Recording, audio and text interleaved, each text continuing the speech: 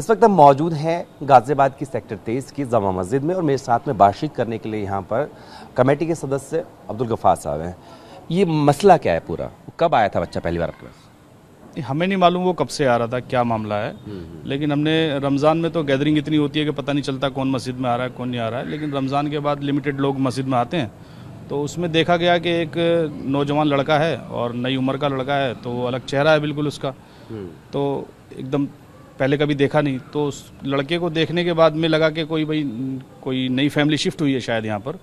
तो हमने उसको जब एक दो मरतबा देखा रेगुलर आते हैं, तो फिर हमने कोशिश की कि पहचाने जाने कहाँ पर शिफ्ट हुए हैं, किस ब्लॉक में हैं, कहाँ पर मकान लिया है, क्या है। तो हमने पूछा, दुआ सलाम की उनसे।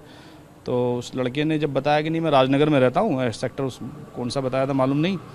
तो उसके बाद में हमने पूछा कि वो आप कब से आए हैं, कितने दिन हो गए? कि नहीं हम तो पहले से ही यहाँ पर रह रहे हैं।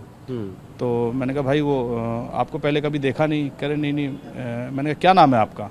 तो उसने जब अपना नाम नॉन मुस्लिम बताया तो उस बात से हम भौचक्के रह गए और हमें लगा कि भाई ये तो आपका नाम तो मुस्लिम नहीं है, तो आप मस्जिद में क्या कर रहे हैं? कि नहीं मैं यूट्यूब वगैरह चैनल देख करके और मैं प्रभावित हुआ हूँ और बहुत सारी चीज़ों को देख कर। सवाल है, आपने जब उनसे पूछा कि आप कैसे आपका झुकाव इस तरफ हुआ, तो आपने बताया कि जाकिर नाइक से लेकर के कुछ धर्म गुरुओं के इन्होंने वीडियोस देखे थे।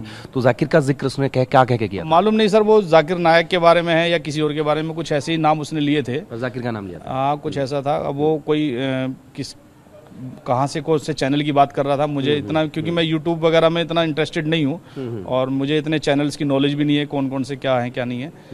और उस बारे में मैंने जब उससे पूछा तो उन चीज़ों से प्रभावित होकर के उसने कहा कि मैं इनसे प्रभावित होकर के और इसमें इस्लाम को मैं दाखिल होना चाहता हूँ और या मैं इसके अंदर पहुँचना चाहता हूँ, जो भी उसने बात कही इस तरह की। तो हमको ये बात जो है थोड़ी अजीब व गरीब लगी और हमें ये बात हमने उससे कहा कि मैंने कहा भाई आप जो है जो भी काम करें अपना, चाहे वो आप नमाज पढ़ें कुछ भी करें, अपने घर पर करें आप, क्योंकि यहाँ पर जो है सब लोग बड़े प्यार मोहब्बत से रहते हैं, हमारे यहाँ सब धर्मों के लोग हैं और मना किसी के लिए नहीं आने के लिए। लेकिन ये है कि कल को अगर कोई बात होगी तो जिम्मेदारी कौन लेगा इसकी? ठीक है ना, आपके घर वाले भी इस पे ऑब्जेक्शन उठाएंगे, मोहल्ले वाले भी ऑब्जेक्शन उठाएंगे, सब। आपने क्या कदम उठाया फिर सर हमने जो है इसके बाद फिर हमने अपनी कमेटी को जो है उसको बुलाया मैसेज करके और व्हाट्स कॉल करके कमेटी के लोगों को सबको बिठाया और बिठा के उसके बाद हमने ये डिसीजन लिया कि हम इसकी जो है सूचना अधिकारियों को और अपने प्रशासन को दें हम, ताकि कोई बात अगर होती है तो हमारे प्रशासन की नॉलेज में बात रहनी चाहिए।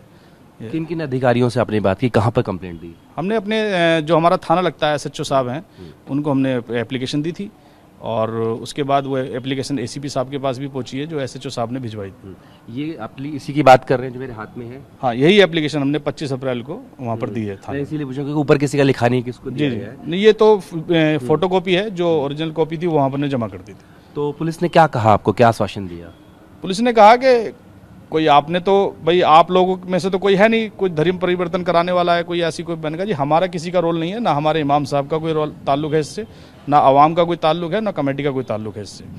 और वो अपनी मर्जी से आया है, कह रहे अपनी मर्जी से आया है तो ठीक है, वो उसके लोग या वो लोग इस बात को समझेंगे क्या करना है क्या नहीं करना है, लेकिन आपका तो कोई रोल ही नहीं है। और हमने उनसे कहा कि आप हमारे साथ इस बात का सहयोग दें कि हमारी कल को कोई बात अगर होती है, कोई बात किसी प्रकार की होती है तो आप उसमें जो है पूरा सहयोग कर दें। करें आप निश्चिंत रहें, हम हर तरीके से हर समाज के साथ एक साथ जैसा व्यवहार करेंगे, ये नहीं कि हम एक साथ एक तरफ से कोई बात करेंगे, जैसे भी आप लोग हमें सूचना देंगे हम फ़ौरन हाजिर हो जाएंगे। ये जो बच्चा था आप बता रहे थे इसके साथ में एक और लड़का आता था, वो उसके बारे में क्या पता लगा?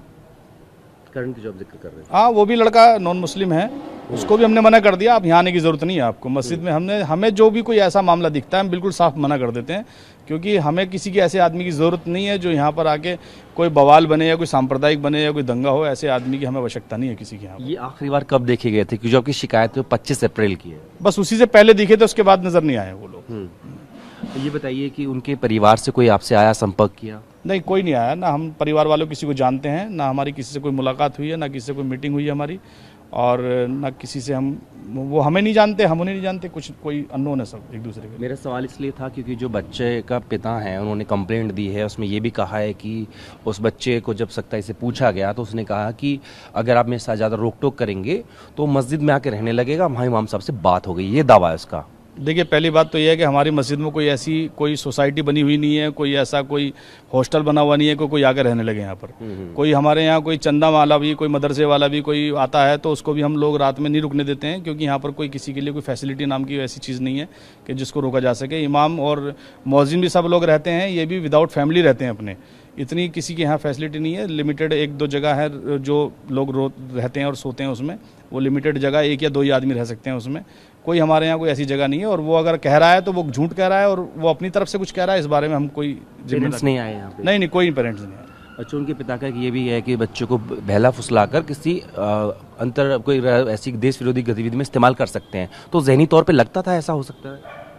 साहब, इस बारे में हम क्या कह सकते हैं, वो तो उसकी अपनी सोच है, उनके पिता की अपनी सोच है, उस लड़के की अपनी सोच है।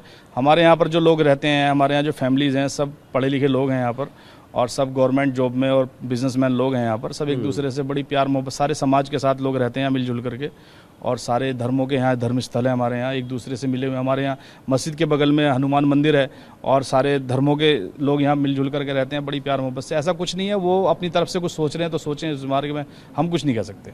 इस मामले के आने के बाद क्या पुलिस ने संपर्क किया, कोई पूछताछ के लिए आया आपके पास? नहीं, हमारे पास कोई पूछताछ के लिए नहीं आया, बल्कि हमने जब ये हमें पता चला कि ऐसे ऐसे उन्होंने कोई मुकदमेबाजी की है तो हमने प्रशासन को इसकी खबर दी है, और प्रशासन ने हमें आश्वासन दिया है कि आप लोग जो है निश्चिंत रहें, और कोई भी बात होगी तो हम जिम्मेदार, इसकी जो है परेशानी नहीं होगी कोई भी इस तरह की जो है। तो बिल्कुल कमेटी के मेंबर हैं, इनका साफ तौर पर कहना है कि इनकी तरफ से पिछले महीने 25 अप्रैल को ही पुलिस प्रशासन को इत्तला कर दी गई, तो बताया था कि इस तरीके से जो 2 बच्चे हैं वो यहाँ इनकी मस्जिद में आते हैं, और जब उनसे पूछा गया तो उनका संतोषजनक जवाब नहीं था। कमेटी के मेंबर्स का ये भी दावा है कि पुलिस ने कहा था कि इस मामले में वो ठीक से जो है तफ्तीश करेंगे, और साथ ही कोई घबराने की बात नहीं है। साथ ही कमेटी जो है इस मामले में जांच के लिए भी सहयोग करने के लिए तैयार है। अपनी वीडियो से राजीव रंजन के साथ जितेंद्र भाटी।